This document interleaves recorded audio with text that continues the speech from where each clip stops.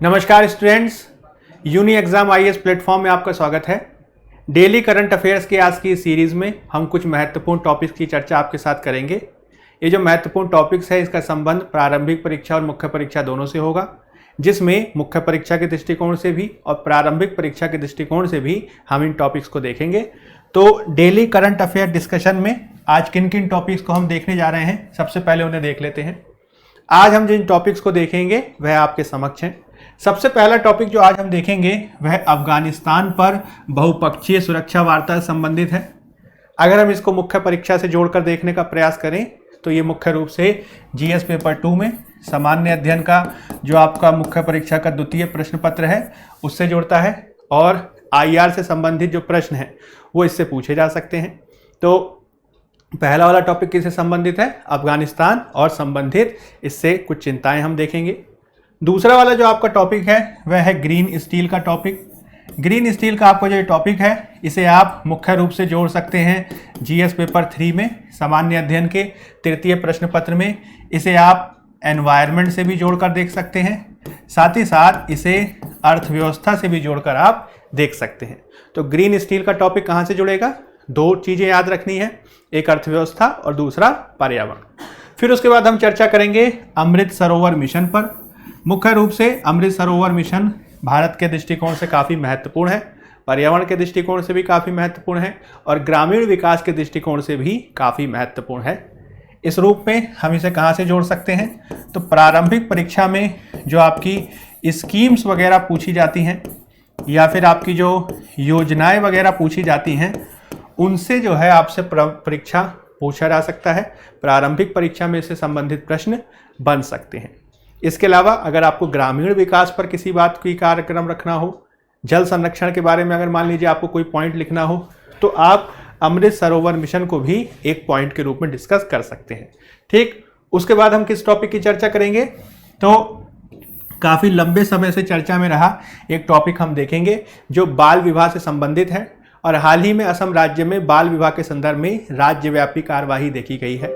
ये पूरा मामला क्या है इसे हम समझेंगे, और साथ ही इसमें संबंधित निहित कौन से मुद्दे हैं इनको भी हम समझने का प्रयास करेंगे। ठीक, तो बाल विवाह पर राज्यव्यापी कार्यवाही हमारा अगला टॉपिक होगा, और इसे आप जीएस पेपर 1 में जो आपका सोशल इश्यूज का विषय है, सामाजिक मुद्दों से संबंधित विषय है, उससे भी आप जोड़ सकते हैं।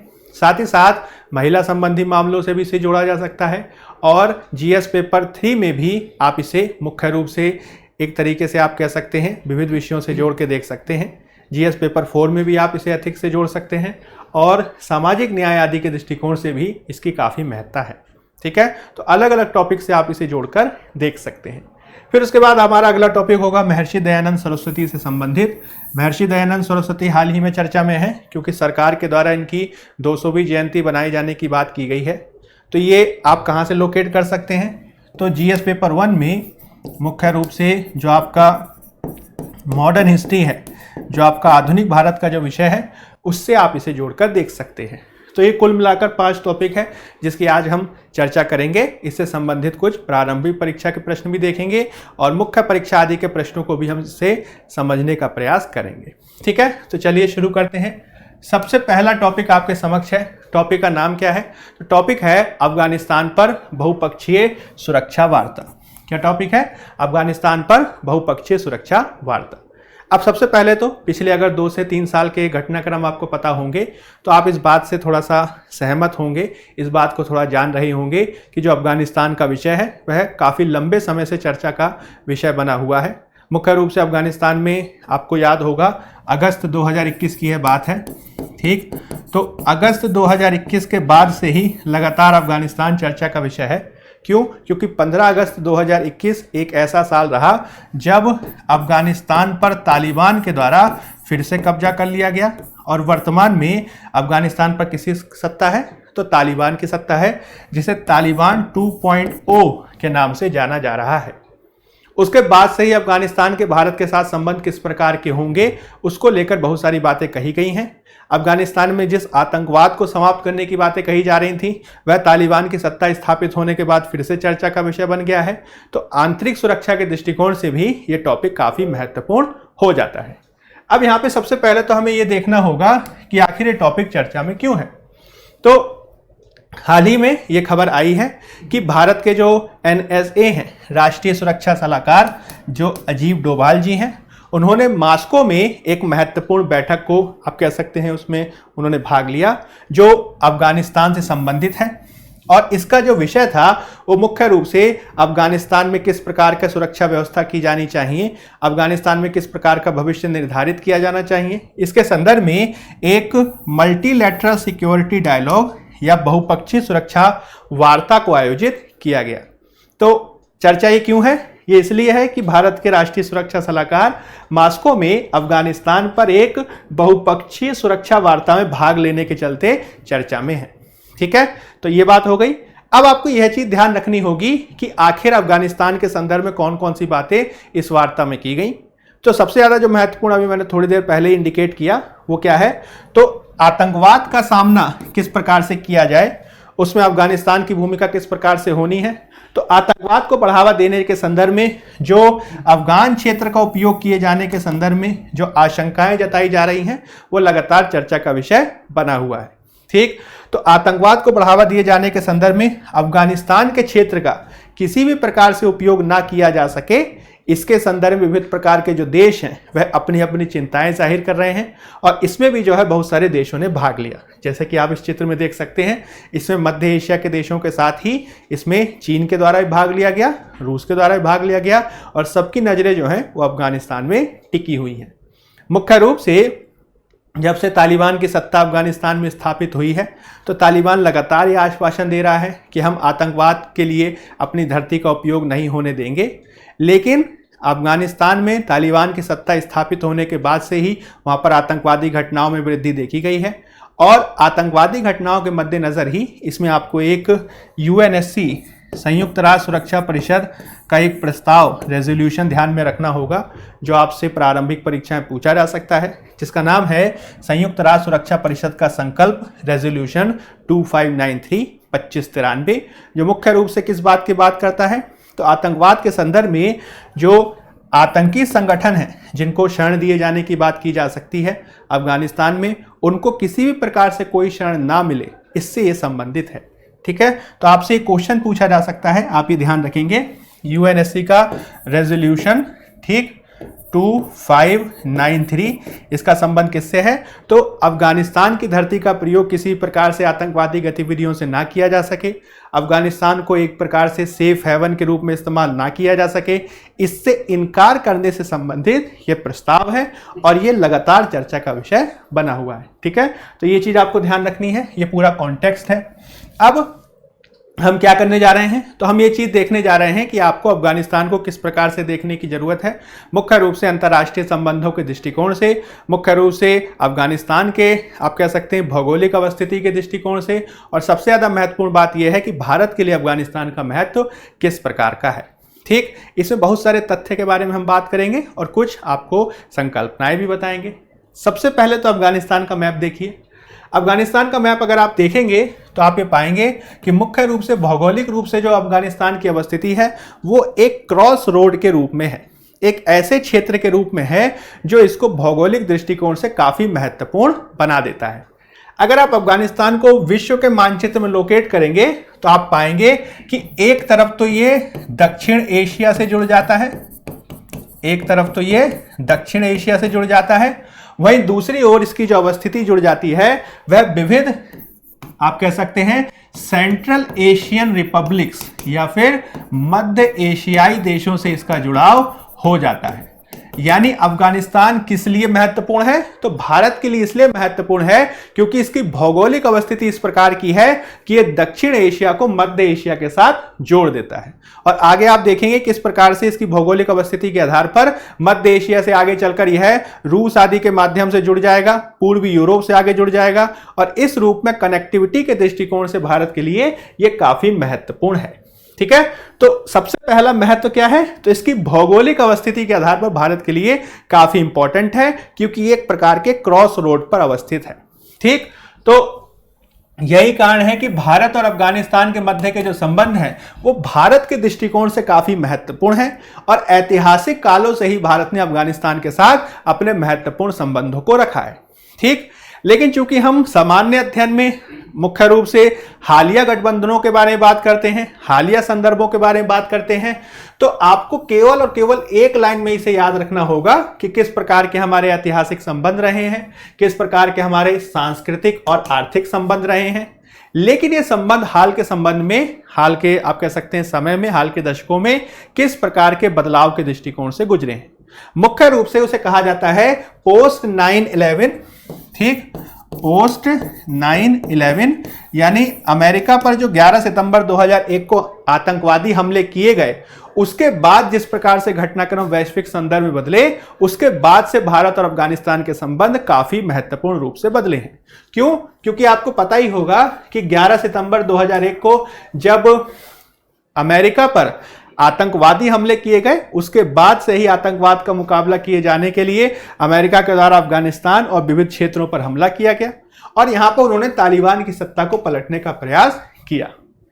उसके बाद से ही भारत और अफगानिस्तान के जो संबंध हैं वो बदले। इसके चलते संबंधों में महत्वपूर्ण बदलाव आया और हाल के वर्षों में भारत ने लगातार ये प्रयास किया है कि जिस प्रकार से अफगानिस्तान युद्ध की विभीषिका से आहत हुआ है, युद्ध से प्रभावित हुआ है, उसको ध्यान में रखते हुए भारत यहां पर विविध प्रकार के राहत कार्यों को कर सके। तो भारत वर्तमान में यहां पर पुनर्निर्माण के संदर्भ में, रिकंस्ट्रक्शन के संदर्भ में और यहां के विकास को तेजी से किए जाने के संदर्भ में अपनी सक्रिय भूमिका निभा रहा है। इस बात को आप ध्यान रखेंगे। अफगानिस्तान के रिकंस्ट्रक्शन में और ह्यूमैनिटेरियन असिस्टेंस में किसकी महत्वपूर्ण भूमिका है? तो भारत की महत्वपूर्ण भूमिका है। भारत चाहता है कि यहां पर लोकतंत्र की स्थापना हो। भारत यह भी चाहता है कि हम एक ऐसे अफगानिस्तान को देखें जो स्थिर हो, जो शांतिपूर्ण हो और समृद्ध हो। यही कारण है कि भारत ने भले ही 2021 में तालिबान की सरकार स्थापित हो गई हो, लेकिन अब तक भारत के द्वारा तालिबान की आप कह सकते हैं सरकार को औपचारिक रूप से मान्यता नहीं दी गई है। और अगस्त 2021 में जब से तालिबान शासन आया है, उसमें भारत लगातार ये बात कर रहा है कि हम एक ऐसी सरकार की स्थापना चाहते हैं जो अपनी प्रवृत्ति में इंक्लूसिव हो, जो सभी लोगों को साथ लेकर आगे बढ़ सके। तभी अफगानिस्तान में इस प्रकार की सरकार जो है वो स्थायी रूप ले सकती है। ठीक, भारत लगातार कोशिश कर रहा है कि हम जो है जून 2022 और उसके बाद से अपनी एक प्रकार की आप कह सकते हैं कूटनीतिक उपस्थिति को भी बना सके और इसके चलते भारत ने काबुल में अपनी राजनयिक उपस्थिति को बनाकर रखा हुआ है और भारत काफी करीब से सारे घटनाक्रमों को देख रहा है। ठीक है, अब इस पर कुछ और बातें हैं जो आपको ध्यान रखनी होंगी। जैसे कि हमें जो आपसे प्रश्न पूछा जा सकता है आपसे प्रारंभिक परीक्षा और मुख्य परीक्षा में, वो ये है कि अगर मान लीजिए भारत का एक प्रकार से आप कह सकते हैं कि अगर भारत का जुड़ाव है पुनर्निर्माण के दृष्टिकोण से या फिर मानवीय सहायता के दृष्टिकोण से, तो उसमें आप कौन से उदाहरणों की चर्चा करेंगे। ठीक, तो कुछ उदाहरण आप ध्यान रखेंगे जो भारत की अफगानिस्तान में उपस्थिति को दर्शाते हैं।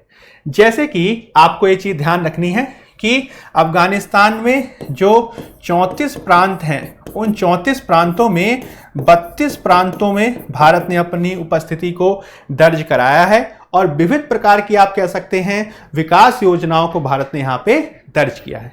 कौन कौन से हैं? तो कुछ के नाम आप याद रख सकते हैं। सबसे ज्यादा महत्वपूर्ण भारत के लिए है वो यहाँ का एक राजमार्ग है जिसे डेलाराम जारंज राजमार्ग के नाम से जाना जाता है। आपको इस चित्र में ये दिखाई दे रहा होगा, ये एक हाईवे है जिसका भारत ने निर्माण किया है, जिसका नाम है जारंज डेलाराम हाईवे। इस हाईवे का महत्व क्या है? तो इस हाईवे का महत्व भारत के लिए कनेक्टिविटी के दृष्टिकोण से काफी महत्वपूर्ण है। सबसे ज्यादा आपको यह भी चीज ध्यान रखनी होगी कि भारत लंबे समय से कोशिश कर रहा है कि हमारी जो पहुंच है वह मध्य एशिया में हो, हमारी जो पहुंच है वो आप कह सकते हैं रूस के क्षेत्रों तक हो, हमारी जो पहुंच है वो पूर्वी यूरोप के क्षेत्रों तक हो। और इसके लिए भारत लगातार ये कोशिश कर रहा है कि हम पाकिस्तान को बाईपास करके इस प्रकार के एक प्रकार का संपर्क स्थापित कर सके मध्य एशिया देशों के साथ। तो इस दृष्टिकोण से जो जारंज डेलाराम हाईवे है वह काफी महत्वपूर्ण है। क्यों? क्योंकि भारत ने पाकिस्तान को बाईपास करके ईरान में एक बंदरगाह के निर्माण में महत्वपूर्ण भूमिका निभाई है जिसका नाम है चाबहार बंदरगाह। इस चाबहार बंदरगाह को यह हाईवे महत्वपूर्ण रूप से जोड़ता है। आप ये देख सकते हैं, ये जो चाबहार बंदरगाह है यहां से ये हाईवे आपस में जुड़ता है और जालंज डेलाराम हाईवे के माध्यम से इसको पूर्ण रूप से जोड़े जाने का प्रयास किया गया है। और ये आगे चलकर किससे जुड़ जाएगा? तो आगे चलकर ये इसको कहा जाता है रिंग रोड या इसे कहा जाता है गारलैंड हाईवे, रिंग रोड या इसे कहा जाता है गारलैंड हाईवे। ये अफगानिस्तान का एक महत्वपूर्ण हाईवे है, गारलैंड हाईवे जिसे कहते हैं, जो अफगानिस्तान के सभी महत्वपूर्ण शहरों को आपस में जोड़ता है। जैसे कि ये अफगानिस्तान का मजार शरीफ है, इसको जोड़ेगा। आगे चलकर आप देखेंगे इससे काबुल जुड़ जाता है, इससे आगे चलकर गजनी जुड़ जाता है, इससे आगे चलकर कंधार जुड़ जाता है और इससे फिर आगे चलकर हेरात जुड़ जाता है। तो भारत क्या कह रहा है? भारत इस बात को एम कर रहा है कि हम चाबहार बंदरगाह के माध्यम से आगे चलकर अफगानिस्तान के सभी मुख्य शहरों से जुड़ जाएं। इसके लिए भारत ने इस हाईवे का महत्वपूर्ण रूप से निर्माण किया है। तो ये कनेक्टिविटी के दृष्टिकोण से काफी महत्वपूर्ण है। इसके अलावा अगर मैं मान लीजिए विकास संबंधी कुछ परियोजनाओं को उदाहरण दूं, तो इस पे आप कुछ उदाहरण देख सकते हैं। कौन कौन से उदाहरण महत्वपूर्ण है आपके परीक्षा के दृष्टिकोण से? जैसे कि एक डैम भारत ने बनवाया है जो लगभग 300 मिलियन अमेरिकी डॉलर का बना है, जिसे अफगानिस्तान भारत मित्रता dam, Afghanistan India friendship dam, या जिसे वर्तमान में सलमा डैम के नाम से, ठीक है, जिसे पहले सलमा डैम के नाम से जाना जाता था, उसका निर्माण करने में भारत की महत्वपूर्ण भूमिका रही है। सलमा डैम या उसे कहेंगे भारत अफगानिस्तान मित्रता डैम। ठीक, ये कहां पे है? तो अफगानिस्तान के हेरात प्रोविंस में अवस्थित है और मुख्य रूप से वहां पर सिंचाई परियोजनाओं का विकास करने के लिए आप कह सकते हैं जो पेयजल परियोजनाएं हैं उनके दृष्टिकोण से काफी महत्वपूर्ण है। तो एक हाईवे हो गया, दूसरा क्या हो गया? दूसरा हो गया हमारा ये फ्रेंडशिप डैम। इसके अलावा भारत में चूंकि लोकतंत्र की स्थापना करने के लिए भारत लगातार अफगानिस्तान में प्रयासरत है, इसके लिए भारत ने लगभग 90 बिलियन अमेरिकी डॉलर की लागत से अफगानिस्तान में एक संसद यानी पार्लियामेंट का भी निर्माण किया है। ठीक है, ये भारत को दर्शाता है कि इस प्रकार से भारत लोकतंत्र की स्थापना करने के लिए प्रतिबद्ध है। ठीक है, इसके अलावा कुछ और भी हैं जो आप उदाहरण देख सकते हैं। जैसे कि जब भी अगर मान लीजिए आपसे परीक्षा में क्वेश्चन पूछ लिया जाए कि भारत और अफगानिस्तान के मध्य मानवीय सहायता के किन किन आयामों पे भारत जो है कार्य कर रहा है, तो ये कुछ ऐसे पॉइंट हैं जो आपको ध्यान रखने हैं और इसको आप मुख्य परीक्षा में कभी भी लिख सकते हैं। ठीक है, कनेक्टिविटी के बारे में मैंने आपको बता दिया।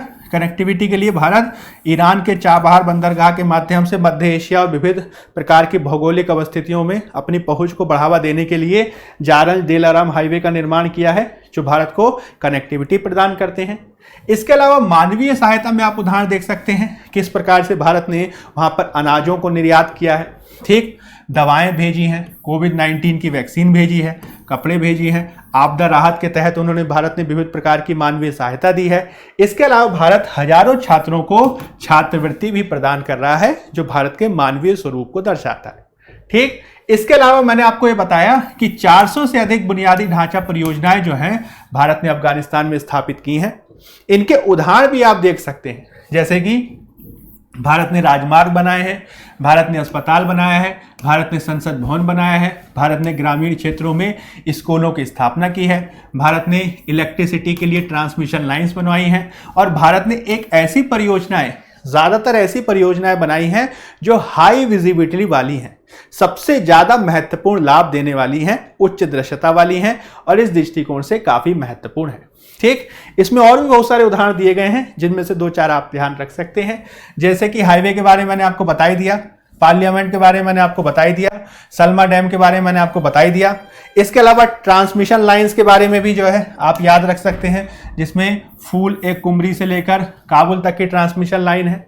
ठीक, इसके अलावा कम्युनिटी डेवलपमेंट प्रोजेक्ट्स भारत ने बहुत सारे स्थापित किए हैं, जो शिक्षा को बढ़ावा देने के लिए, स्वास्थ्य को बढ़ावा देने के लिए, कृषि को बढ़ावा देने के लिए, सिंचाई को बढ़ावा देने के दृष्टिकोण से renewable energy, flood control, hydro electricity development, sport infrastructure, प्रशासनिक अवसंरचना, ये सारी की सारी सुविधाएं जो है भारत ने विकसित की हैं। इसके अलावा माताओं और बच्चों के स्वास्थ्य को बढ़ावा दिए जाने के दृष्टिकोण से भारत ने Indira Gandhi institute of child health का भी निर्माण किया है। ठीक, इसके अलावा भारत ने जो है बहुत सारे अस्पतालों के संदर्भ में सहायता प्रदान की है। तो ये भारत को दर्शाता है कि किस तरीके से भारत अफगानिस्तान के विकास के लिए कार्य कर रहा है। और आंकड़े जो बताते हैं वो ये कहते हैं कि भारत अब तक अफगानिस्तान में विकास कार्यों के संदर्भ में 4 बिलियन अमेरिकी डॉलर से ज्यादा का निवेश कर चुका है। ये भी चीज जो है आपको ध्यान रखनी है। ठीक है। तो अगर कभी भी पूछा जाए कि भारत की किस प्रकार से इन्वॉल्वमेंट रही है अफगानिस्तान में, तो आप इस बात को बताएंगे कि भारत किस तरीके से अफगानिस्तान के पुनर्निर्माण के माध्यम से एक स्थायी अफगानिस्तान के सपने को देख रहा है। ठीक है, और इसमें आप क्या करेंगे, एग्जाम्पल दे देंगे। ठीक, अब आपको यह भी चीज ध्यान रखनी होगी कि अगर मान लीजिए आपसे मुख्य परीक्षा में यह क्वेश्चन पूछ लिया जाए कि आखिर क्यों भारत जो है अफगानिस्तान में इतना ज्यादा इन्वॉल्व है, आखिर क्यों भारत जो है अफगानिस्तान को इतनी ज्यादा महत्ता देता है, तो इसके लिए आप महत्वपूर्ण रूप से ये पॉइंट्स हैं इनको याद कर सकते हैं और इसके माध्यम से आप अपना एक उत्तर लिख सकते हैं। ठीक है, कौन कौन से पॉइंट हैं, तो सबसे पहला तो आप ये जानेंगे कि भू राजनीतिक अवस्थिति के दृष्टिकोण से, भौगोलिक आप कह सकते हैं अवस्थिति के दृष्टिकोण से अफगानिस्तान की महत्ता है। क्यों, जैसा कि पहले मैंने आपको मैप में बताया कि अफगानिस्तान जो है वो मध्य एशिया और दक्षिण एशिया के चौराहे पर अवस्थित है और यहां पर स्थिरता और सुरक्षा सबसे ज्यादा महत्वपूर्ण है क्योंकि ये सीधे सीधे भारत के हितों पर प्रभाव को डालता है। ठीक है, पहला पॉइंट हमेशा याद रखेंगे, यही लिखना है।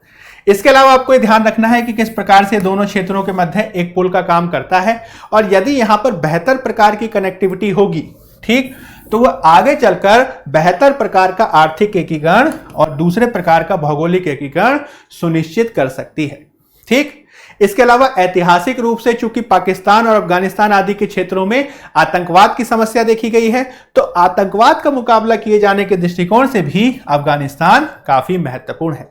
और चूंकि भारत और अफगानिस्तान के बीच पाकिस्तान की अवस्थिति है, तो पाकिस्तान और चीन दोनों के प्रभाव को संतुलित किए जाने के दृष्टिकोण से भी भारत सामरिक लाभ को लिए जाने के लिए लगातार कार्य करता रहा है, जो भारत के लिए अफगानिस्तान के महत्व को दर्शाता है।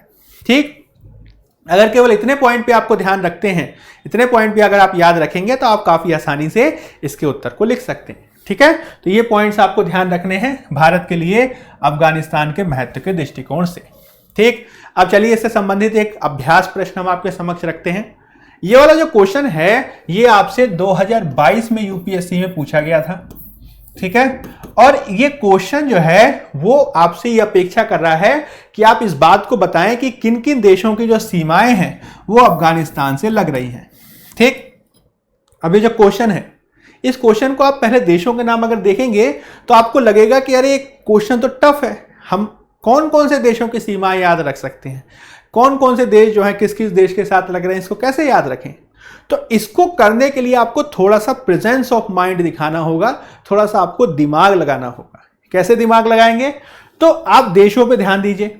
देखिए, सबसे पहला जो ऑप्शन आपको दिखा दे रहा है वो है अजरबैजान। अब अगर आप ज्योग्राफी को ध्यान रखेंगे तो आपको यह पता होना चाहिए कि अजरबैजान भौगोलिक रूप से कहां अवस्थित है। मैंने आपको अभी ये बताया कि अफगानिस्तान से ज्यादातर सटे हुए जो देश हैं वो मध्य एशियाई देश हैं या फिर दक्षिण एशिया के देश हैं। तो अजरबैजान तो आप कह सकते हैं काकेशस क्षेत्र की तरफ है, या फिर आप कह सकते हैं सोवियत संघ के पास है जो पहले हुआ करता था, रूस के पास अवस्थित है। यानी अजरबैजान निश्चित तौर पर जो है वह अफगानिस्तान से सीमा नहीं लगाएगा। अब अगर मान लीजिए मैं अजरबैजान को हटा दूं तो देखिए पहला कट जाएगा, ये कट जाएगा और ये कट जाएगा। अपने आप ही जो है आपका आंसर आपके समक्ष है। आंसर क्या हो जाएगा, आंसर हो जाएगा सी, केवल 3, 4 और 5। तो केवल और केवल लॉजिक के माध्यम से आप इस क्वेश्चन को हल कर सकते हैं। ठीक है, तो आंसर क्या है, आंसर है सी। अब देखिए नेक्स्ट टॉपिक देखते हैं। अगला वाला जो हमारा टॉपिक है वह काफी दिनों से चर्चा का विषय बना हुआ है और ये हमारा टॉपिक क्या है, तो ये टॉपिक है हमारा ग्रीन स्टील का टॉपिक। अब फिर से चर्चा में क्यों है, तो देखिए ग्रीन स्टील का टॉपिक इसलिए चर्चा में है क्योंकि एक बार फिर से जो भारत का इस्पात मंत्रालय है उसने इस बात को कहा है कि भारत जो है वह ग्रीन स्टील को बढ़ावा देने के लिए काम करेगा ताकि जो इस्पात उद्योग से जो कार्बन डाइऑक्साइड का उत्सर्जन होता है उसे हम कम कर सकें। ठीक, तो इस्पात मंत्रालय ने जो आप कह सकते हैं प्रेस विज्ञप्ति जाहिर की है उसके माध्यम से फिर से ग्रीन स्टील का जो टॉपिक है वह चर्चा में आ गया है। अब क्वेश्चन यहां पे ये उठता है कि आखिर ये ग्रीन स्टील है क्या। ठीक है, तो ग्रीन स्टील से तात्पर्य एक ऐसे स्टील से है जिसमें जब हम स्टील का निर्माण करने जाते हैं तो उसमें हम किसी प्रकार के जीवाश्म ईंधन का प्रयोग ना करें। ठीक है। जीवाश्म ईंधन का मतलब क्या हुआ कि हम कोयले वगैरह का इस्तेमाल ना करें, हम पेट्रोल डीजल आदि का इस्तेमाल ना करें और हम जीवाश्म ईंधन के उपयोग के बिना ही इस्पात के निर्माण को करें। ठीक, अब इसमें किससे की जाएगा?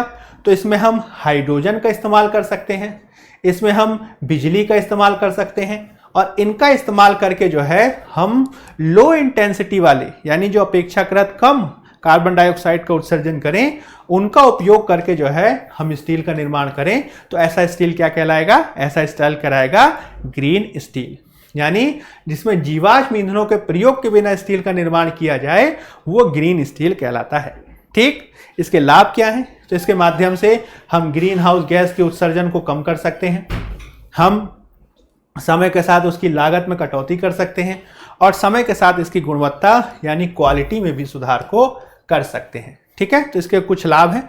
अब महत्वपूर्ण बात यह है कि आखिर ग्रीन स्टील के निर्माण में हम ग्रीन किस प्रकार से देखते हैं।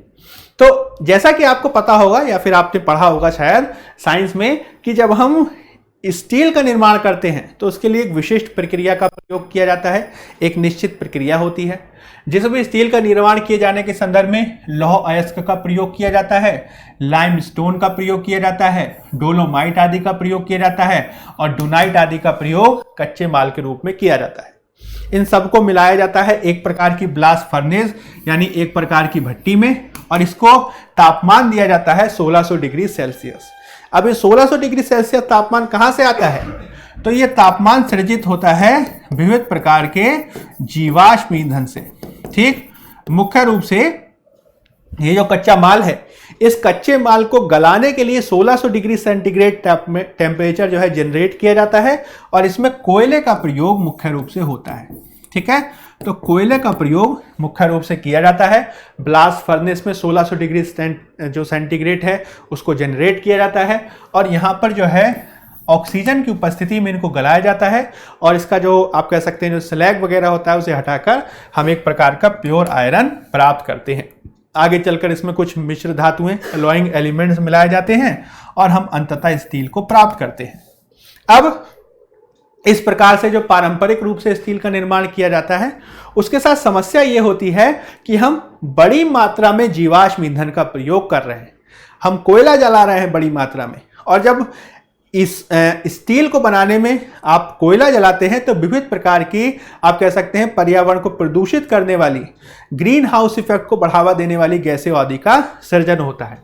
जैसे कि इसमें सल्फर के ऑक्साइड का सृजन होता है, इसमें नाइट्रोजन के ऑक्साइड का सृजन होता है, इसमें जो है कार्बन डाइऑक्साइड का सृजन होता है और इसी प्रकार से जो है बहुत सारी ग्रीन हाउस गैसों का उत्सर्जन होता है जो मानव स्वास्थ्य के लिए भी हानिकारक है और पर्यावरण के दृष्टिकोण से भी हानिकारक है। यही कारण है कि वर्तमान में इसकी आप कह सकते हैं भयावहता को कम करने के लिए ग्रीन स्टील के निर्माण पर बल दिया गया है। ठीक, अब ग्रीन स्टील में क्या होगा? तो प्रक्रिया में हम इस बात का ध्यान रखेंगे कि हम जीवाश्म ईंधन का प्रयोग ना करें स्टील को जलाने में, अपितु हम ग्रीन इलेक्ट्रिकल एनर्जी आदि का प्रयोग करें और इसके माध्यम से हम क्या करें? इसके माध्यम से स्टील का प्रगलन करें। ठीक है, इसमें आप जो है हाइड्रोजन का प्रयोग कर सकते हैं। ठीक है, आप हाइड्रोजन का इस्तेमाल कीजिए, इसमें आप जो है सौर ऊर्जा का इस्तेमाल कीजिए। ठीक, इसमें आप जो है पवन ऊर्जा का इस्तेमाल कीजिए। ठीक, इसी प्रकार से रिन्यूएबल एनर्जी सोर्सेज आदि का प्रयोग करके हम स्टील को अगर बनाने का प्रयास करें तो उस प्रकार की स्टील क्या कहलाएगी? उस प्रकार की स्टील कहलाएगी ग्रीन स्टील। ठीक है, तो ये बात, ये पॉइंट आपको ध्यान रखना है, ये आपके लिए परीक्षा के दृष्टिकोण से काफी महत्वपूर्ण है। ठीक, अब इसके महत्व के तहत कुछ बिंदु याद रख सकते हैं। जैसे कि आपको ये चीज ध्यान रखनी होगी कि जो स्टील का निर्माण है वो आधारभूत उद्योग के रूप में काफी महत्वपूर्ण है और ये दूसरे इंडस्ट्रीज के लिए कच्चे माल का निर्माण करता है। यही कारण है कि भारत में जो इस्पात उद्योग है वो सबसे बड़े औद्योगिक क्षेत्र के रूप में स्थापित है, जिसमें औद्योगिक क्षेत्र के साथ ही ये CO2 का भी बड़ी मात्रा में क्या करता है? तो उत्सर्जन करता है। भारत ने क्या लक्ष्य रखा है? तो आपको पता ही होगा कि भारत ने घोषणा की है कि हम 2070 तक नेट शून्य कार्बन डाइऑक्साइड का उत्सर्जन करने का लक्ष्य रखे हैं। 2070 तक हमने नेट शून्य कार्बन डाइऑक्साइड का उत्सर्जन करने का लक्ष्य रखा है। यानी हम जितना कार्बन डाइऑक्साइड का उत्सर्जन करेंगे उसको उतनी ही मात्रा में हम वातावरण से वापस ले लेंगे, ताकि नेट रिजल्ट क्या निकले, 0 निकले। ठीक, और इसके लिए जरूरी है कि जो कार्बन डाइऑक्साइड का उत्सर्जन करने वाले जो आप कह सकते हैं सघन क्षेत्र हैं, ऐसे क्षेत्र जहां पे सबसे ज्यादा कार्बन डाइऑक्साइड का उत्सर्जन होता है, वहां पे हम कार्बन डाइऑक्साइड उत्सर्जन की मात्रा को कम करें। ठीक, और इसके लिए ग्रीन स्टील एक बहुत महत्वपूर्ण इनिशिएटिव माना जा सकता है। ठीक, अगर मान लीजिए प्रारंभिक परीक्षा के दृष्टिकोण से कुछ आंकड़े बताऊं तो इस्पात उत्पादन के दृष्टिकोण से भारत जो आप कह सकते हैं रॉ स्टील होता है, कच्चा इस्पात होता है, उसका दुनिया में सबसे बड़ा उत्पादक है। ठीक, दूसरे नंबर पे याद रखेंगे। इसमें 2021-22 में भारत ने कुल मिलाकर 120 मिलियन टन कच्चे इस्पात का उत्पादन किया। ठीक, इसके अलावा आपको ध्यान रखना है कि 80% से अधिक जो भंडार हैं, जो लौह अयस्क आदि के भंडार हैं, वो कहाँ पाए जाते हैं, तो उड़ीसा, झारखंड, पश्चिम बंगाल, छत्तीसगढ़ और आंध्र प्रदेश में। ठीक, यहाँ पे कुछ महत्वपूर्ण आप कह सकते हैं स्टील उत्पादक केंद्र है जो आपसे प्रारंभिक परीक्षा में पूछे जा सकते हैं, जैसे कि भिलाई छत्तीसगढ़ में है, दुर्गापुर पश्चिम बंगाल में है, बर्नपुर पश्चिम बंगाल में है, जमशेदपुर झारखंड है, राउरकेला उड़ीसा में है और बोकारो झारखंड में है। ठीक, अगर खपत के दृष्टिकोण से देखें तो स्टील का भारत दूसरा सबसे बड़ा उपभोक्ता है और नेचुरली भारत के आगे कौन है, तो चाइना है। ठीक, तो ये आंकड़े आपको ध्यान रखने हैं, ये आपसे क्वेश्चन पूछा जा सकता है। ठीक है, अब देखिए इससे संबंधित एक क्वेश्चन। अब ये जो क्वेश्चन है ये 2014 में पूछा गया है और आगे भी इस प्रकार के क्वेश्चन आपसे पूछे जा सकते हैं। यहाँ पे सीधा सीधा ये क्वेश्चन पूछा गया कि अगर हम मान लीजिए स्टील बना रहे हैं तो इसमें कौन कौन से प्रदूषक निकलते हैं, इसमें कौन कौन से पॉल्यूटेंट्स निकलते हैं। ठीक है, तो ये चारों के चारों पॉल्यूटेंट्स आपको याद रख लेने हैं। चारों के चारों जो पॉल्यूटेंट्स हैं वो आपको ध्यान रखना है। ये चारों के चारों पॉल्यूटेंट्स निकलते हैं जब हम स्टील को बनाते हैं, यानी सल्फर के ऑक्साइड, नाइट्रोजन के ऑक्साइड, कार्बन मोनोऑक्साइड और कार्बन डाइऑक्साइड, ये सब के सब जो है पॉल्यूटेंट्स के रूप में निकलते हैं। तभी भारत कोशिश कर रहा है कि हम इसकी मात्रा को कम कर सके। तो आंसर क्या हो जाएगा, आंसर हो जाएगा डी, 1, 2, 3 और 4। ठीक है, तो ये चीज ध्यान रखेंगे। चलिए अब हम बात करने जा रहे हैं नेक्स्ट टॉपिक के बारे में, जो आपको प्रारंभिक परीक्षा के दृष्टिकोण से काफी महत्वपूर्ण है, और ये टॉपिक है अमृत सरोवर मिशन। टॉपिक का नाम क्या है, अमृत सरोवर मिशन। ठीक, अब इसकी कुछ महत्वपूर्ण विशेषताएं आप देखिए। तो सबसे पहले चर्चा में क्यों है, तो हाल ही में पीआईबी के द्वारा पत्र सूचना कार्यालय, जो भारत सरकार का एक महत्वपूर्ण सूचना को आगे बढ़ा देने वाला एक महत्वपूर्ण आप कह सकते हैं कार्यालय है, पीआईबी प्रेस इंफॉर्मेशन ब्यूरो। ठीक, जो सूचना को आगे बढ़ाने में महत्वपूर्ण भूमिका निभाता है, तो उसके द्वारा ये सूचना जारी की गई कि किस प्रकार से भारत अमृत सरोवर मिशन के संदर्भ में महत्वपूर्ण रूप से आगे बढ़ रहा है, जिसके तहत आंकड़े बता रहे हैं कि 15 अगस्त 2023 के तहत जो हमने मुख्य रूप से लक्ष्य रखा है कि हम 50,000 अमृत सरोवर बनाएंगे।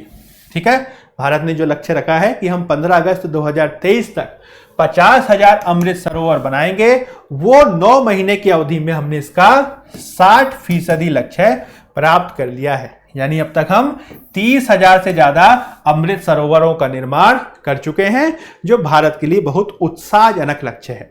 ठीक, अब यहां पे क्वेश्चन ये उठता है कि आखिर ये अमृत सरोवर मिशन क्या है।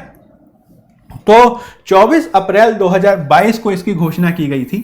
ठीक, और यह घोषित किया गया था कि जब भारत स्वतंत्रता के 75 साल में जाएगा, तब भारत क्या करने जाएगा, तो आजादी का अमृत महोत्सव के रूप में हमने जो है 75 वर्ष के लिए हमने कहा कि हम जो है एक ऐसे आप कह सकते हैं एक ऐसी पहल को आगे बढ़ाएंगे जो ग्रामीण विकास के दृष्टिकोण से काफी महत्वपूर्ण हो। ठीक है, आजादी के 75 साल के बाद हमने ये कहा कि हम महत्वपूर्ण रूप से अब जो है मुख्य रूप से इसलिए कार्य करेंगे ताकि हम ग्रामीण विकास को आगे बढ़ा सके।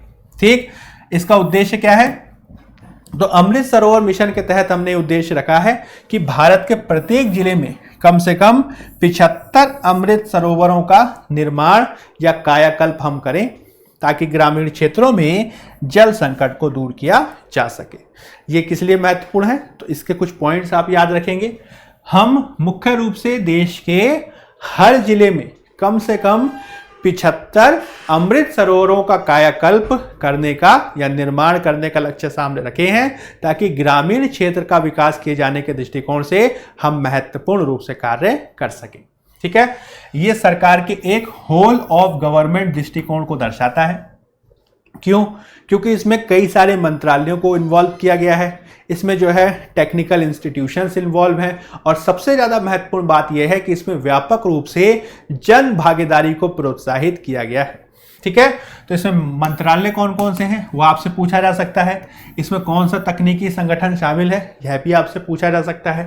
तो टेक्निकल इंस्टीट्यूशन कौन सा है? तो Bhaskaracharya national institute of space application and geoinformatics Vizag N.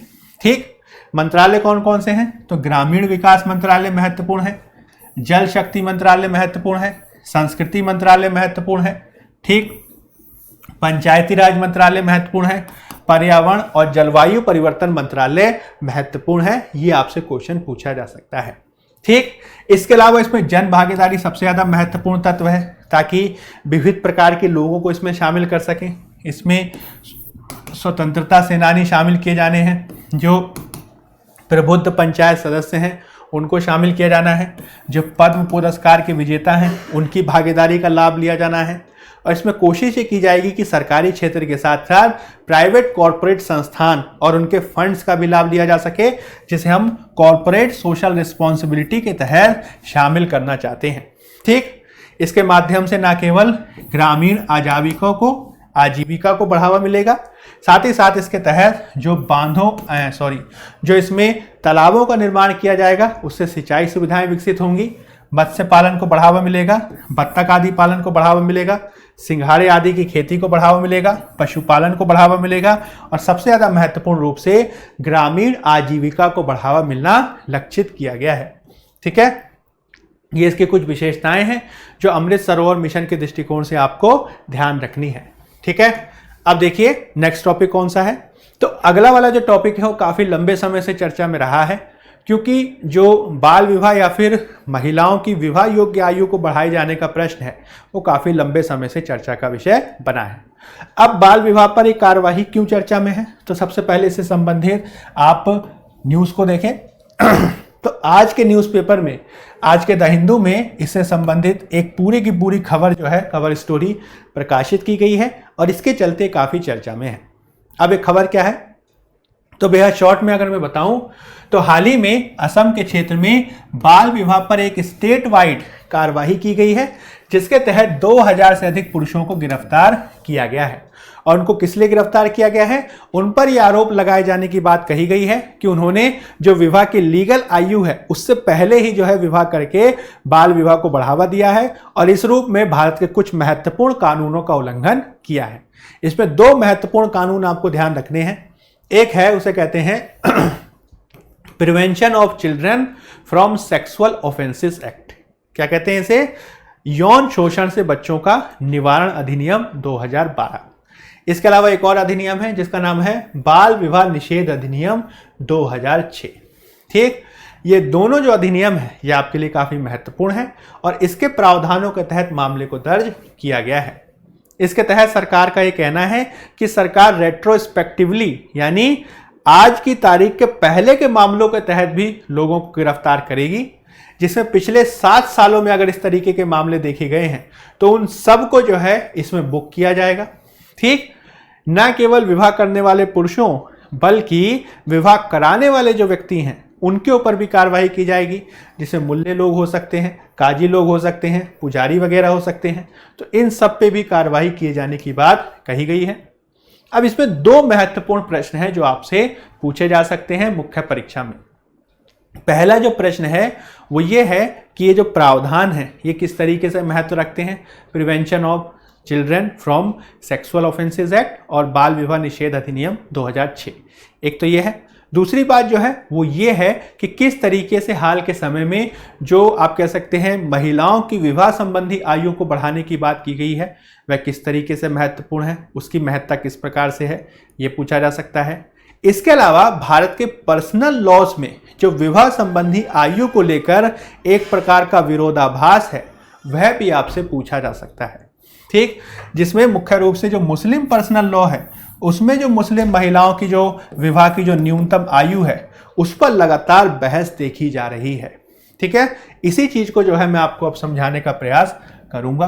देखिए, सबसे पहले तो आपको ध्यान रखना है पॉस्को अधिनियम के बारे में, prevention of children from sexual offences act, जिसे कहा जाता है बाल यौन अपराध संरक्षण कानून या अधिनियम 2012। ठीक है, ये 2012 का एक आप कह सकते हैं अधिनियम है जो एक नाबालिग यानी बच्चा जिसे कहा गया है, बच्चा, ठीक, जिसकी आयु निर्धारित की गई है 18 वर्ष से कम। तो यह जो है 18 वर्ष से कम बच्चा, लड़का लड़की दोनों, 18 वर्ष से कम आयु का बच्चा लड़का लड़की दोनों, जिसे नाबालिग कहा गया है, तो यह एक नाबालिग और वयस्क के मध्य यौन संबंध को अपराध घोषित करता है। यानी अगर कोई एक वयस्क 18 वर्ष से अधिक उम्र का व्यक्ति 18 वर्ष से कम उम्र के व्यक्ति जिसमें लड़का लड़की दोनों शामिल हैं उनके साथ अगर किसी प्रकार का यौन संबंध रखता है तो उसे अपराध घोषित किया जाएगा, भले ही उसमें उन्होंने सहमति दी हो अथवा नहीं। ठीक है, इसमें सहमति का प्रश्न शामिल नहीं है। इसके अलावा इसमें जो अपराध है उसे गैर जमानती बताया गया है, यानी इसमें आपको जमानत नहीं मिलेगी। यह एक कॉग्निजेबल ऑफेंस है, संज्ञेय अपराध है, यानी इसमें पुलिस जो है बिना किसी वारंट के आपको गिरफ्तार कर सकती है। ठीक है, और ये एक जेंडर न्यूट्रल कानून है। ठीक है, क्या है ये? एक जेंडर न्यूट्रल कानून है। जेंडर न्यूट्रल कानून का मतलब क्या हुआ कि इसमें इस बात पे विभेद नहीं किया गया है कि जिसके प्रति आपने अपराध किया है वो बच्चा है या बच्ची, लड़का है या लड़की। ठीक है, दोनों के ही खिलाफ अगर अपराध इस प्रकार का किया जाता है तो आपके खिलाफ मामला दर्ज किया जाएगा। ठीक, इसके अलावा इसमें धारा 19 काफी महत्वपूर्ण है जो अनिवार्य रिपोर्टिंग के दायित्व को स्थापित करती है। यानी अगर आपकी नजरों के सामने, ठीक, या फिर आपको इस बात का संशय वगैरह होता है कि आपके सामने जो बच्चा या बच्ची है उसके खिलाफ किसी प्रकार का यौन अपराध आदि हो रहा है और आप इसकी रिपोर्टिंग नहीं करते हैं तो आपके खिलाफ भी कार्रवाई की जा सकती है। यानी कोई भी व्यक्ति जिसे किसी बच्चे के खिलाफ किए जा रहे यौन अपराध के संदर्भ में संदेह या जानकारी हो, उस पे यह दायित्व डाला गया है, ऑब्लिगेशन डाला गया है कि वह पुलिस को अनिवार्य रूप से इसकी रिपोर्टिंग करेगा, और अगर ऐसा वो नहीं करता है, छुपा जाता है, तो उसको कारावास की सजा हो सकती है, जुर्माना हो सकता है, या दोनों हो सकते हैं। ठीक है, ये इंपॉर्टेंट है, ध्यान रखेंगे। ठीक, अब अगर मैं आपको ये बताने का प्रयास करूं कि भारत में बाल विवाह को निवारित किए जाने के लिए किस प्रकार के प्रावधान किए गए हैं, तो आपने हिस्ट्री में पढ़ा होगा, अभी भी बता देता हूं। तो भारत में मुख्य रूप से बाल विवाह के निवारण किए जाने के संदर्भ में प्रारंभ से ही प्रावधानों को किया गया। जैसे कि आपने पढ़ा होगा कि 1929 में 1929 में इसके संदर्भ में प्रावधान किया गया था जब बाल विवाह निषेध अधिनियम पारित किया गया था। आपको याद होगा राजा राम मोहन राय का प्रयास था, इसमें लॉर्ड विलियम बेंटिक की भूमिका थी, तो 1929 में इसको किया गया। ठीक, बाद में इसको समय समय पर संशोधित किया गया, जैसे कि इसको 1978 में संशोधित किया गया, और इसके माध्यम से एक न्यूनतम आयु निर्धारित की गई, मुख्य रूप से किसके संदर्भ में, तो विवाह किए जाने के संदर्भ में, जिसमें जो लीगल एज ऑफ मैरिज थी वो निर्धारित की गई लड़कियों के संदर्भ में 18 वर्ष और लड़कों के संदर्भ में 21 वर्ष। ठीक, इसके अलावा फिर बाद में इसमें और भी स्ट्रिंजेंट प्रोविजन आप कह सकते हैं, बहुत ज़्यादा आप कह सकते हैं अपराध को और ज़्यादा दंडित करने के लिए प्रावधान लाए गए। जैसे कि इसमें 2006 का जो वर्तमान में अधिनियम है वो सबसे ज़्यादा महत्वपूर्ण है। ठीक है, जिसका नाम है बाल विवाह निषेध या बाल विवाह प्रतिषेध अधिनियम 2006, और इसके माध्यम से जो आयु है वो निर्धारित की गई है लड़कियों के लिए 18 वर्ष और लड़कों के लिए 21 वर्ष। ठीक, लेकिन आंकड़े बताते हैं कि भारत में बाल विवाह के संदर्भ में इस प्रावधान को किए जाने के बावजूद भारत में बाल विवाह काफी आप कह सकते हैं लंबे समय से प्रचलित है, और इसके आंकड़े जो है काफी भयावह हैं। जैसे कि आपको ये ध्यान रखना है कि भले ही इसको लागू किए जाने के 100 वर्ष होने जा रहे हों, इसके बावजूद जो है सरकारी आंकड़े बता रहे हैं कि भारत में किस प्रकार से बाल विवाह की विद्यमानता है। जैसे कि नेशनल फैमिली हेल्थ सर्वे जो 5वां भी हाल में ही जाहिर किया गया है, वह ये बता रहा है कि जब 20 से 24 वर्ष की महिलाओं से पूछा गया कि आपकी विवाह आयु क्या थी, तो उनमें से लगभग 29%, 29% महिलाओं ने बताया कि उनकी जो विवाह की आयु थी वो लीगल एज से कम थी, यानी 18 वर्ष से कम की आयु में उनका विवाह कर दिया गया। यानी लगभग 1/3 महिलाएं ऐसी रही हैं 20 से 24 वर्ष की आयु में जिनका विवाह 18 वर्ष से कम में कर दिया गया, भले ही 100 साल से कानून हमने लागू कर रखा है। ठीक, इसके अलावा आपको एक चीज ध्यान रखना है कि कुछ राज्यों में बाल विवाह में कमी भी देखी गई है, जैसे कि आंध्र प्रदेश आदि, लेकिन इसके बावजूद जो है बाल विवाह लगातार जारी है। और चूंकि विवाह जल्दी आयु में हो जाता है तो इससे आप कह सकते हैं जो बच्चे हैं वो भी जल्दी पैदा होते हैं, यानी बहुत कम उम्र में महिलाएं जो हैं वह गर्भ धारण करती हैं, जिसमें 15 से 19 आयु वर्ग में लगभग 13% जो हैं महिलाएं या बच्चियां उन्हें कह सकते हैं, उन्होंने जो है बच्चों को जन्म दिया है, जो माता और आप कह सकते हैं बच्चा दोनों के स्वास्थ्य के लिए काफ़ी हानिकारक है। ठीक है, 2 आंकड़े याद रखेंगे। एक है भारत में 29%, 29% महिलाओं के क्या हो रहा है, तो बाल विवाह की घटना देखी जा रही है। 29% महिलाओं को बाल विवाह की घटना देखी जा रही है और 13% बच्चियां ऐसी हैं जो बच्चों को जन्म दे रही हैं। ठीक है, 13% आप कह सकते हैं महिलाएं ऐसी हैं जिन्होंने बहुत कम उम्र में बच्चों को जन्म दिया है, मात्र 15 से 19 वर्ष की आयु में। ठीक, ये जो है आपके लिए काफ़ी महत्वपूर्ण है, ये जो है स्थिति काफ़ी चैलेंजिंग है जिसको सुधारने की आवश्यकता है। ठीक, अब यहाँ पे समस्या क्या है, तो देखिए समस्या आपको ये चीज़ ध्यान रखनी है कि भारत में जब हम विवाह की आयु को निर्धारित किए जाने की बात करते हैं तो एक तो हमारे पास अधिनियम हो गया बाल विवाह निषेध अधिनियम, उसमें विवाह को आप एक मिनिमम एज में किए जाने की बात करते हैं। लेकिन इसके साथ ही आपको यह भी ध्यान रखना होगा कि भारत में विविध प्रकार के पर्सनल लॉज भी हैं, व्यक्तिगत कानून जो धर्म विशेष से संबंधित है। अलग अलग धर्मों के अपने अलग अलग व्यक्तिगत कानून हैं और इन व्यक्तिगत कानूनों में विवाह की आयु किए जाने के संदर्भ में अलग अलग प्रावधान किए गए हैं। ठीक, जैसे कि हिंदू विवाह अधिनियम 1955 का वो क्या कर रहा है, वो विवाह की आयु के संदर्भ में लड़की के लिए निर्धारित कर रहा है 18 वर्ष, लड़के के लिए निर्धारित कर रहा है 21 वर्ष, उसी के समान। ठीक, भारत में जो बाल विवाह निषेध अधिनियम है, ईसाई विवाह अधिनियम 1872 है, विशेष विवाह अधिनियम है, वो भी इसी प्रकार का समान प्रोविजन करता है। लेकिन यहाँ पे मुस्लिमों का जो पर्सनल लॉ है वो यहाँ पे एक चैलेंजिंग है, वो जो है एक चुनौती है जिसका निवारण किए जाने की जरूरत है, जिसमें एक प्रकार से यौवन प्राप्त करना, जिसे अंग्रेजी में कहा जाता है प्यूबर्टी, यौवन प्राप्त करना या प्यूबर्टी को आधार माना गया है विवाह का। और सामान्य तौर पर प्यूबर्टी निर्धारित की गई है कितनी, तो 15 वर्ष।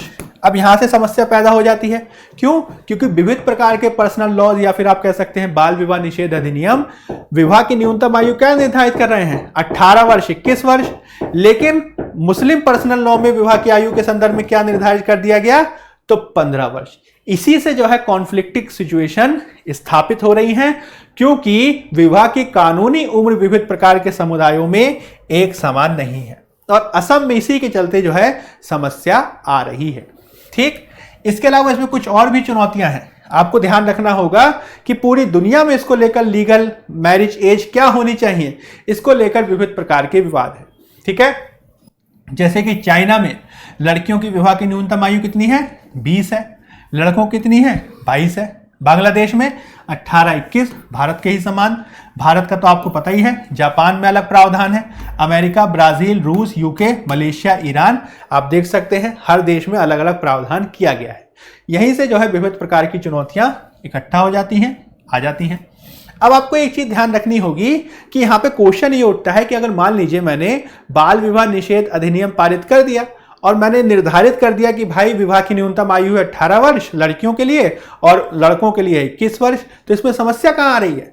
तो समस्या ये आ रही है कि बाल विवाह निषेध अधिनियम 2006 जो है वो ये जरूर कह रहा है कि अगर आप निर्धारित आयु से कम शादी करेंगे तो अवैध होगा। ठीक है, ध्यान दीजिएगा शब्द पे, अगर आप निर्धारित आयु से कम में शादी करेंगे तो वह अवैध होगा, जबरन बाल विवाह करेंगे तो वो दंडित किया जाएगा। लेकिन वह विवाह जीरो नहीं होगा, इनवैलिड नहीं होगा, शून्य नहीं होगा। यानी आप विवाह को रोकने का प्रयास कर सकते हैं, लेकिन अगर वो एक बार विवाह हो गया तो जब तक विवाह करने वाला पक्ष ना बोले तब तक वो वैलिड, आप कह सकते हैं इनवैलिड नहीं होता है, वैलिड रहता है, शून्य नहीं होता है। ठीक है, तो इसका कोई ओवरराइड प्रावधान नहीं है। यानी ये सभी कानूनों पे इस प्रकार की स्थिति नहीं रखता है कि ये एक कानून बन गया तो दूसरे कानून में चाहे कुछ भी बोला जाए ये प्रिवेल करेगा।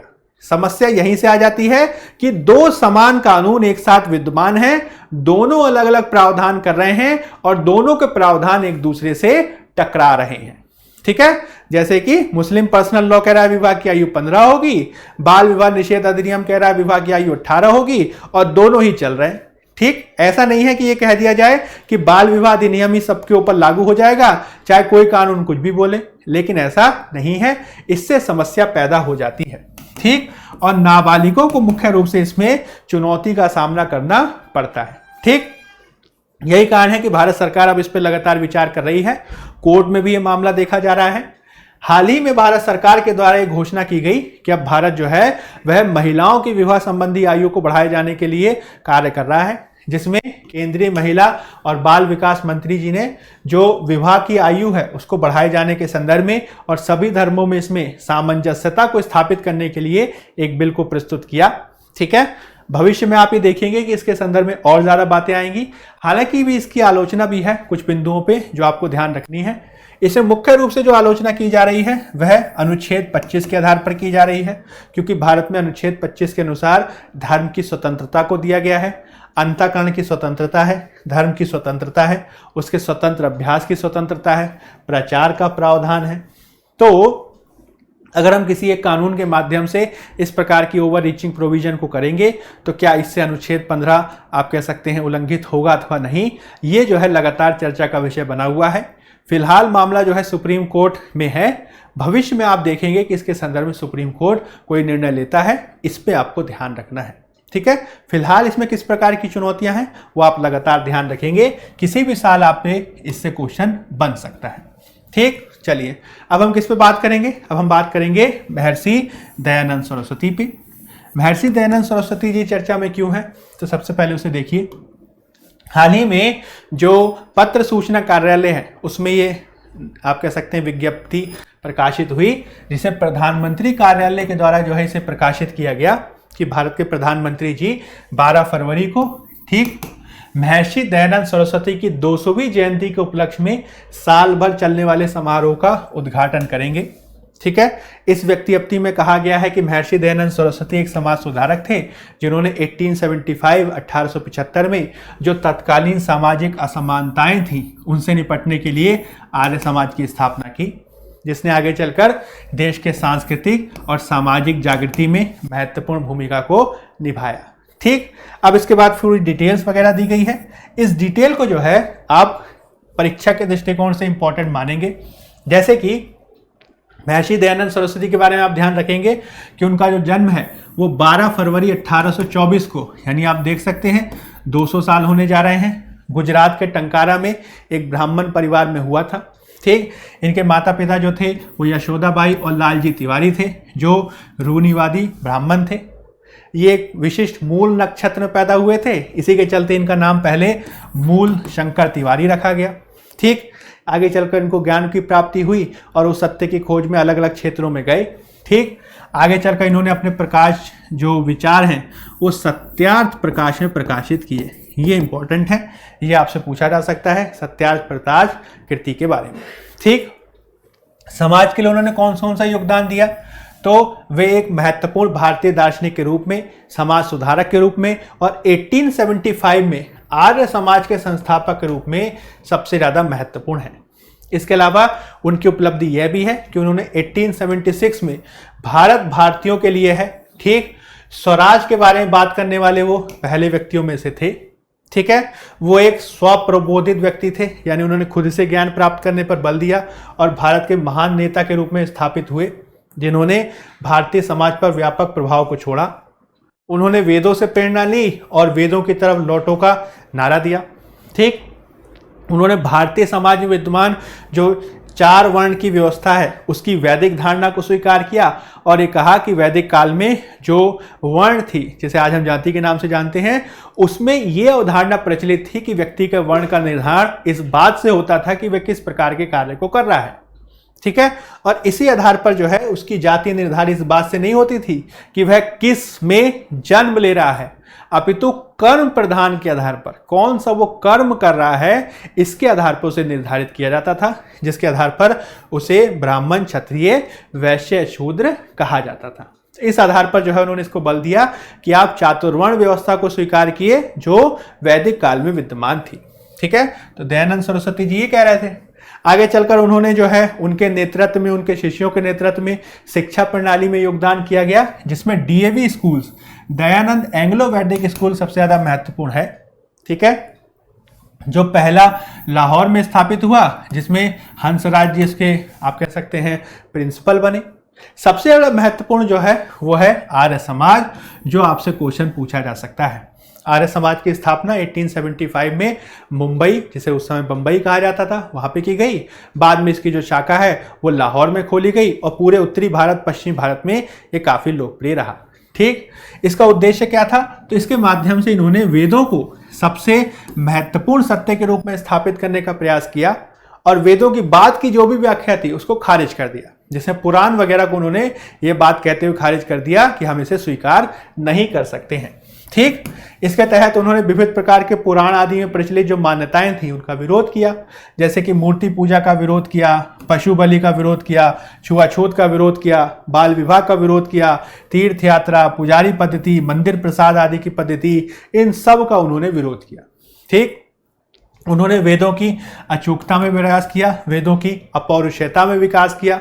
इसके अलावा उन्होंने महिला शिक्षा के उत्थान के साथ ही अंतर जातीय विवाह को बढ़ावा देने के लिए भी कार्य किए। आपने पढ़ा होगा, आपने सुना भी होगा, आर्य मंदिर में जाकर, आर्य समाज के मंदिर में जाकर होने वाले विवाह जो बिना किसी जाति भेदभाव आदि के किए जा सकते हैं। ठीक, हालांकि जो इनका योगदान है वो नकारात्मक रूप में भी देखा गया।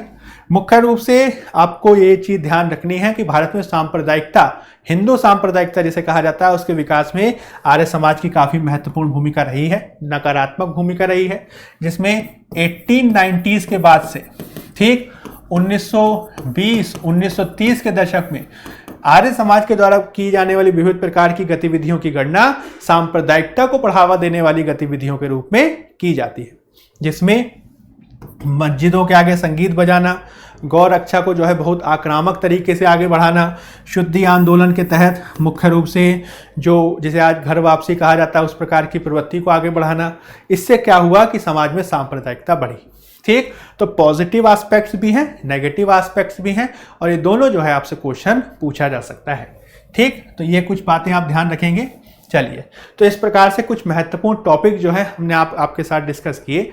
आपको ये चीज़ ध्यान रखनी है कि ये जो टॉपिक्स हैं वो हमने मुख्य परीक्षा के दृष्टिकोण से, प्रारंभिक परीक्षा के दृष्टिकोण से, दोनों के दृष्टिकोण से हमने आपके साथ डिस्कशन किया है। अगर आपको हमारे द्वारा की गई पहल पसंद आ रही है तो आप जो है हमारे चैनल को यूनि एग्जाम IAS को लाइक करें, शेयर करें, सब्सक्राइब करें और अधिक से अधिक मित्रों के साथ इसे शेयर करें, ग्रुप्स वगैरह में शेयर करें। इसके अलावा आपको यह भी ध्यान रखना है कि हमारे द्वारा आंसर राइटिंग आदि के प्रोग्राम को भी किया जा रहा है, और आंसर राइटिंग के तहत इन टॉपिक्स को जो है हम मुख्य रूप से क्वेश्चन में किस प्रकार से लिखा जाए इस पे भी हम आगे डिस्कशन करेंगे। तो लगातार हमारे चैनल पर बने रहिए। आज के लिए फिलहाल इतना ही। धन्यवाद।